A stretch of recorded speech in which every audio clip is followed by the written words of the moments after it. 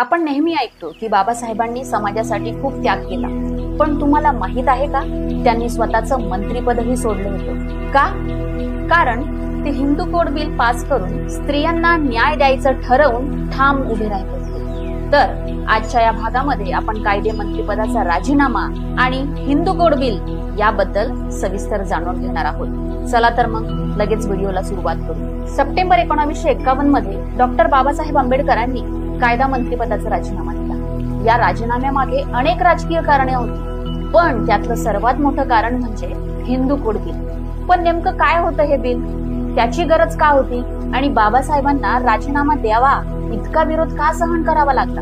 तर याबाबतची पार्श्वभूमी थोडी जाणून घेऊ। ब्रिटिश काळात 1941 मध्ये BN राव कमिटीने हिंदू वैयक्तिक कायद्यांमध्ये सुधारणा सुचवल्या, कारण त्या काळी विवाह, घटस्फोट, दत्तक, वारसा हे सगळं हिंदू धर्मशास्त्रानुसार आधारित होतं। स्त्रियांना जवळजवळ कोणतेही अधिकार नव्हते। संविधान सभेच्या म्हणजे कॉन्स्टिट्युएंट असेंब्ली मध्ये कायदा समितीने या शिफारसी मान्य करून हिंदू कोड बिल तयार करण्याचं काम सुरू केलं। मग यात बाबासाहेबांची भूमिका काय होती?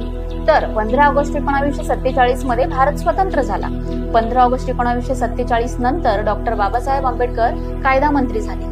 त्यांनी हिंदू कोड बिल हे आपल्यासाठी केवळ एक कायदा नव्हता, तर सामाजिक क्रांतीचं हत्यार आहे असं मानलं। हे बिल तयार करण्यासाठी जवळपास 4 वर्ष म्हणजे 1947 पासून ते 1951 पर्यंत त्यांनी प्रचंड मेहनत घेतली। मग यात त्यांनी 4 वर्ष मेहनत घेतल्यानंतर बिलाची मांडणी कशी केली?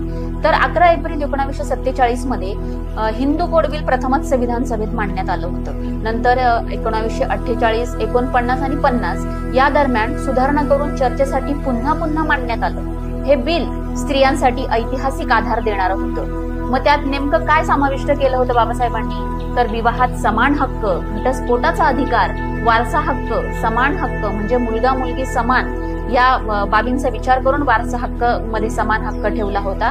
त्यासोबतच दत्तक घेण्याचा हक्क, स्त्रीला पतीच्या संपत्तीवर हक्क या महत्वाच्या बाबी या हिंदू कोड बिल मध्ये समाविष्ट करण्यात आल्या होत्या। या सगळ्या गोष्टी संविधानाच्या कलम 14 जो इक्वॅलिटी बिफोर लॉ आणि कलम 15 prohibition of discrimination on grounds of sex या प्रत्यक्ष कायद्यामध्ये रूपांतर होणार होतं। पण हे बिल मांडत असताना किंवा हे बिल संसदेत मांडलं त्यावेळेस त्याला प्रचंड विरोध झाला।